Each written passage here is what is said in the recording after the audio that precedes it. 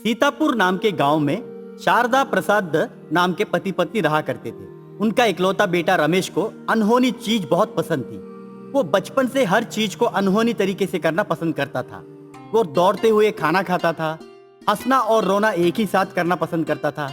जो आम लोग ना कर सके वैसा काम करना उसे पसंद था। वो सर्दियों के समय जब बाहर 2 डिग्री सेल्सियस होता था तब वो बिना शर्ट पहने एक शॉर्ट्स पहनकर घूमा करता था और तेज धूप में सर से लेकर पांव तक जर्किन पहनकर घूमना उसे पसंद था।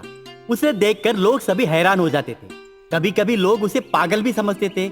उसकी हरकतों को देखकर उसके माँ बाप उसे परेशान रहते थे। एक दिन माँ शारदा आकर रमेश से, बेटा तेरी दिन ब दिन हरकतें बढ़ती जा रही है। सब लोग ये कह रहे कि हमने एक पागल को पैदा किया है। हम सर उठा के नहीं चल पा रहे।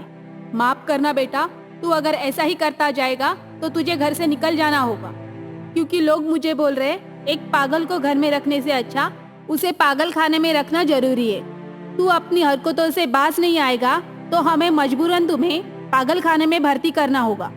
माँ की बात सुनकर रमेश जोर जोर से हंसा और वो हंसते हुए अपनी माँ को जवाब दिया, अरे ओ मेरी पगली माँ, तुम्हें नहीं पता है कि तुम्हारा बेटा एक नए तरीके की जिंदगी जी रहा है। आम लोगों का देखने का नजरिया अलग है और तेरे बेटे का देखने का तरीका अलग है। तुम लोग दुनिया को सिंपल तरीके से देखते हो, पर मैं दुनिया को नए तरीके से देखता हूँ। जो लोग मुझे पागल समझते हैं ना, वो खुद पागल हैं। अब तक जो लोग रेगुलर जिंदगी जी रहे, मेरे लिए वो सब पागल है माँ। मेरी जो दृष्टिकोण है वो सबसे अलग है। तुम लोग आम खाते हो तो चूस कर खाते हो या फिर काट कर खाते हो, और मैं अक्खा आम मुंह में डालकर निकल जाता हूँ। कितना डिफरेंट है ना माँ सुनने के लिए। तुम लोगों का देखने का तरीका और मेरे देखने के तरीके में बहुत अंतर है माँ। मुझे समझना तुम लोगों की बस की बात नहीं है माँ। जाओ, मुझे परेशान मत करो। पर बेटा, पागलपन की भी कोई हद होती है। कल तो तुमने टॉयलेट में जाके खाना खाया। टॉयलेट में बैठकर कोई खाना खाता है क्या? इसे नई तरीके से देखना नहीं बोलते, बल्कि पागलपन की हद सीमा पार करना बोलते।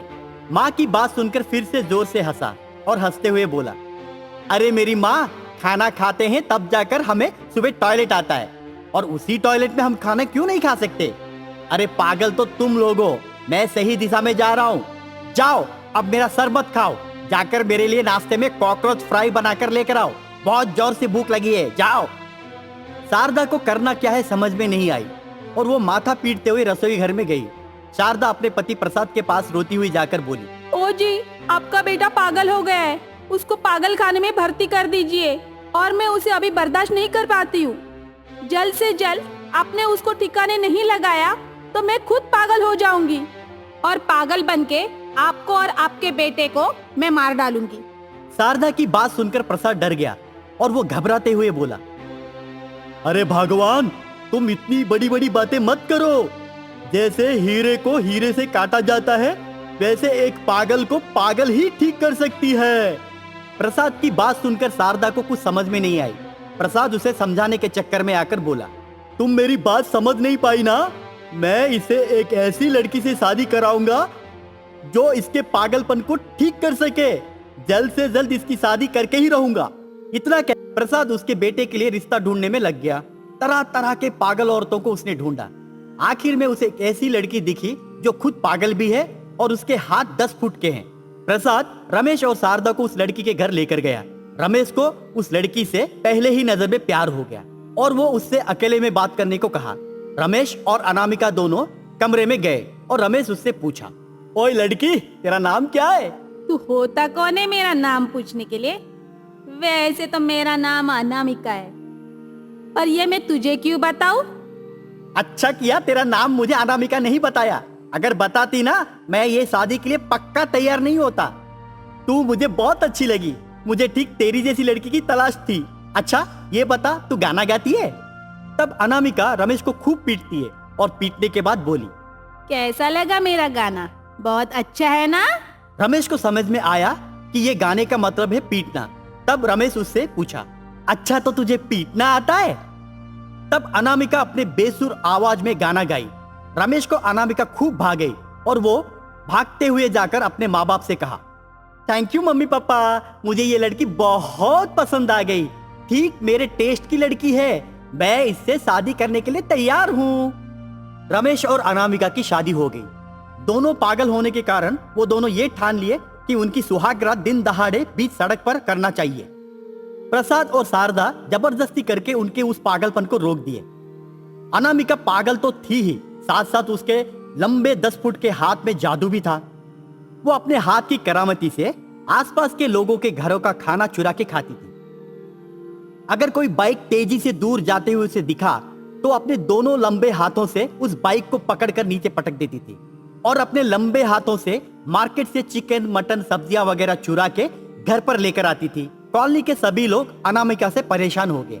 रमेश को पहले पहले तो अपनी बीवी की हरकतें पसंद आती थी। जब अनामिका की वजह से रमेश को मार पड़ने लगा तो वो अनामिका के पागलपन से डरने लगा।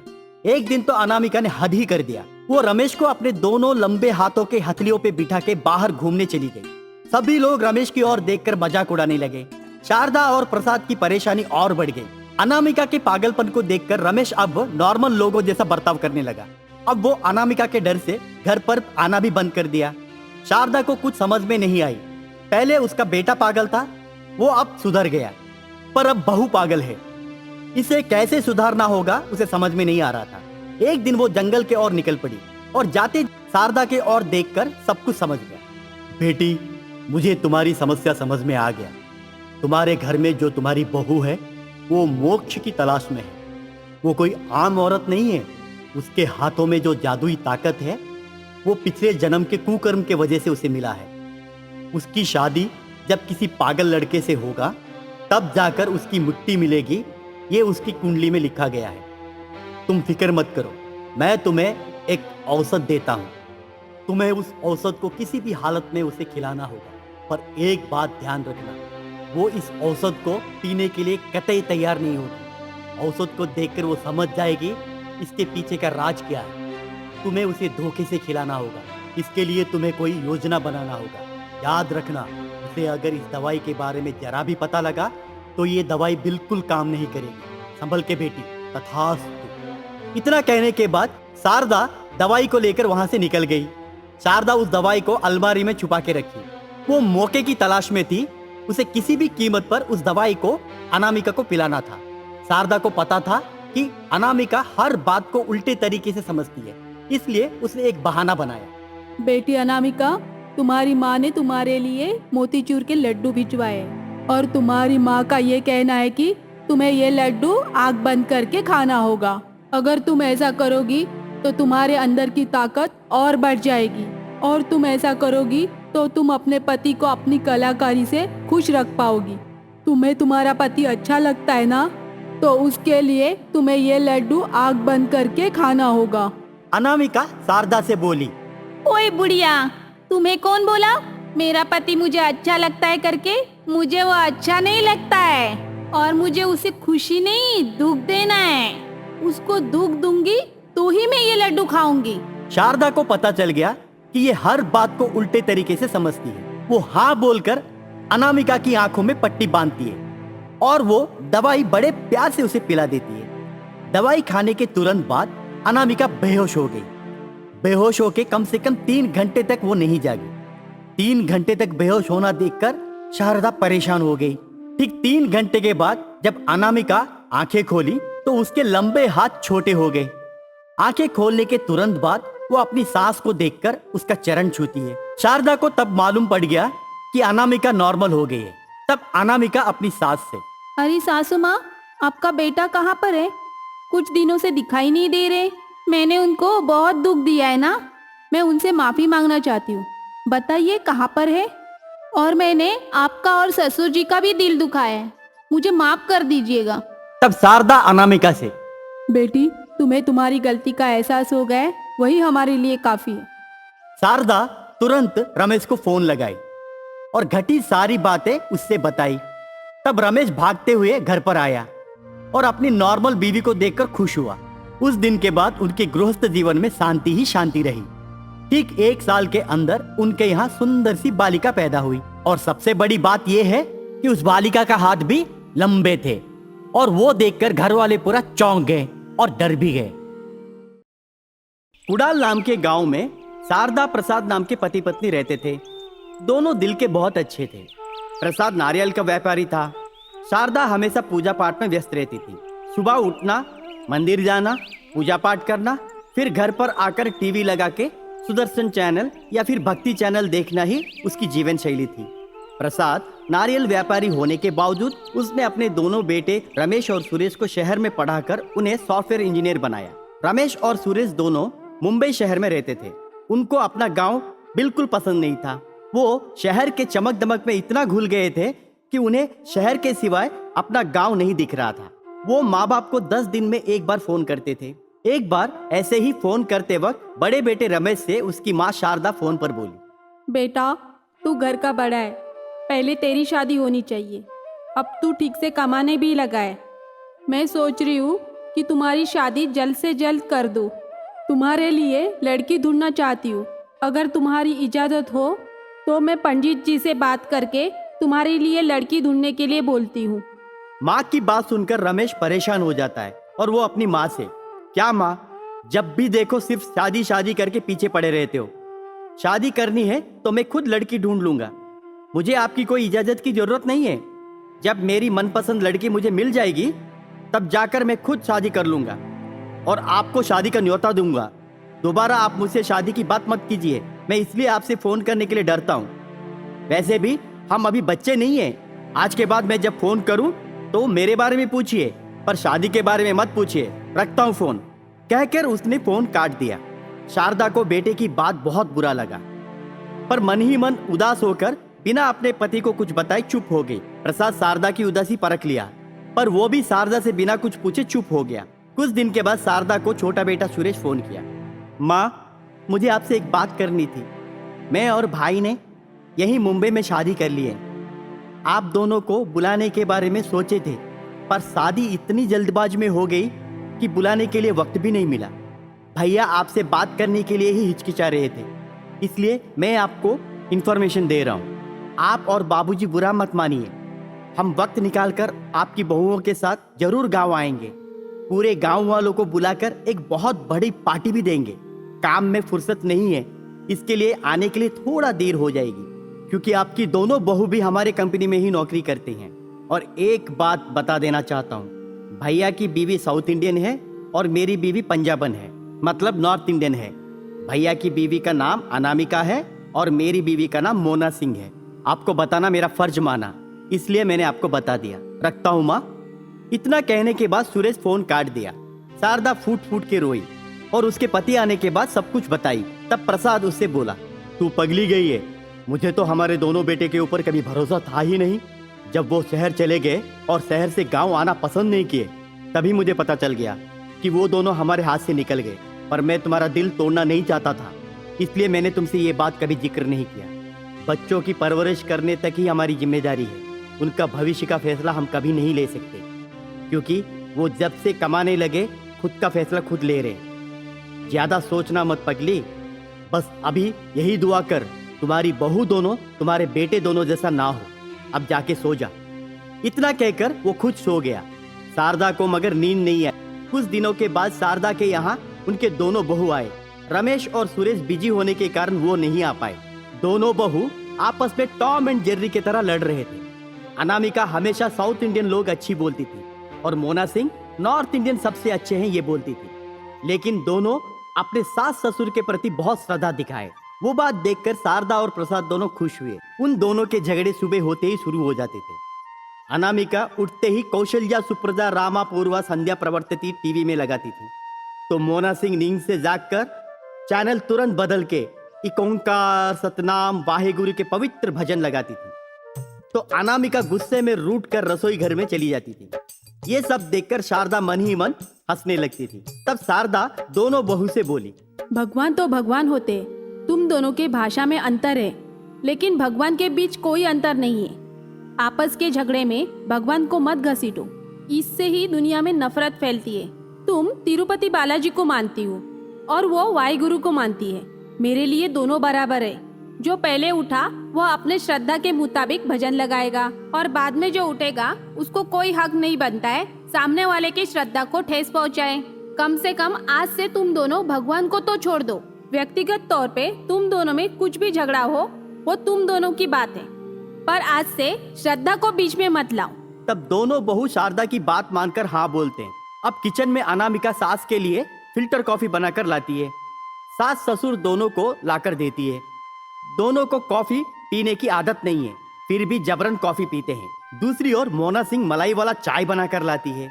उसका मन न दुखे इसलिए वो चाय भी पी लेते हैं। अब नाश्ते का समय आ चुका है।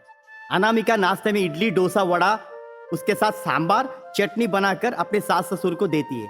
सास ससुर उसका मन ना दुखे इसलिए खाते हैं। तुरंत बाद मोना घी लगाकर आलू का पराठा बनाती है और उसके साथ साथ ग्लास भर लस्सी बनाकर देती है। उसका भी मन ना दुखे इसलिए दोनों खा लेते हैं। सास ससुर दोनों की हालत खराब हो जाती है। ससुर काम पर चला जाता है, लेकिन ज्यादा खाने की वजह से वो काम में मन नहीं लगा पाता है। यहाँ शारदा का भी हालत वही है। अब बारी आती है टीवी की। अनामिका टीवी में अपने साउथ इंडियन की घिसी पिटी 20 साल पुरानी टीवी सीरियल देखती रहती है।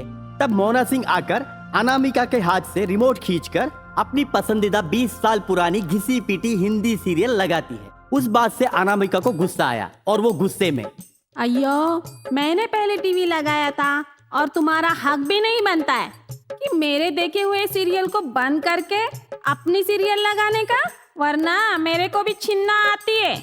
अनामिका की बात सुनकर मोना को गुस्सा आया और वो गुस्से में उसे बोली, ओए इडली डोसा, मेरे साथ लड़ना चाहती है? तुझे पता है मैं कौन हूँ? मैं सीखनी हूँ। तुझ जैसे इडली डोसे को मैं मसल के रख दूंगी। ओए बल्ले बल्ले, चल हट, जोर से फूकूंगी तो उड़ जाएगी। वैसे भी साउथ इंडियन भाषा किसको आता है यहाँ पर? हिंदी तो राष्ट्रभाषा है, सबको समझ में आती है।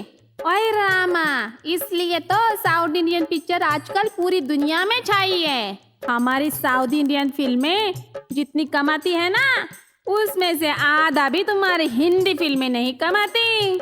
बड़ी आई बोलने वाली, तुम खा खा के मोटी बन सकती हो, पर हमें बोन पावर ज्यादा है। एक मारूंगी ना तो पुरखे याद आ जाएगी। चल हट। इतना कहकर उसके हाथ से अना रिमोट छीन लेती है और वो फिर से अपना वही सीरियल लगाती है।